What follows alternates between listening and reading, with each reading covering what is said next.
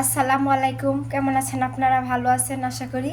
অনেক দিন যাবৎ মাংস বড় মাছ খেতে খেতে ভালো লাগছে না, তাই আজকে ভাবলাম যে গুঁড়া মাছের তরকারি করি। আমি যে ছোট মাছ ভালো করে ধুয়ে নিলাম। আমি আজকে শুধু আলু আর বেগুন দিয়ে গুঁড়া মাছের চচ্চড়ি করব। আলুটুকু দিয়ে দিলাম, বেগুনও দিয়ে দিতেছি, মাছটুক দিয়ে দিলাম,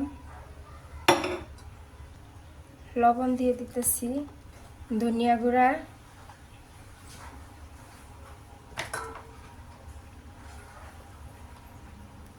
মরিচের গুঁড়া দিয়ে দিলাম,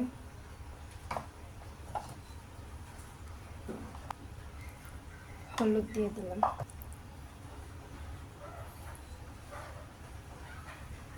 আমি সুন্দর করে মাখিয়ে নিতেছি। আমি রসুনটুকু অল্প করে দিয়ে দিতেছি, কাঁচামরিচ আর পেঁয়াজ আমি পরে দিব। অল্প একটু মাখা মাখা পানি দিয়ে দিলাম। তরকারির পানিটা শুকিয়ে গেছে, এখন আমি পেঁয়াজগুলো দিয়ে দিতেছি।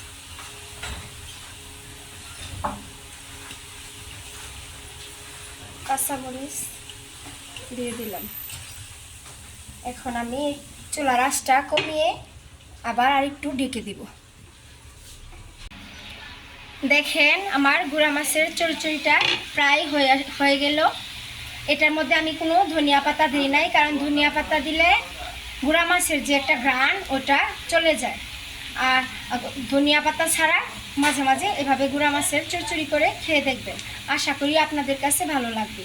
আর আমার ভিডিওটা যদি আপনাদের ভালো লাগে তাহলে আমার ভিডিওতে একটা লাইক, কমেন্ট এবং ভিডিওটা শেয়ার করে দিবেন।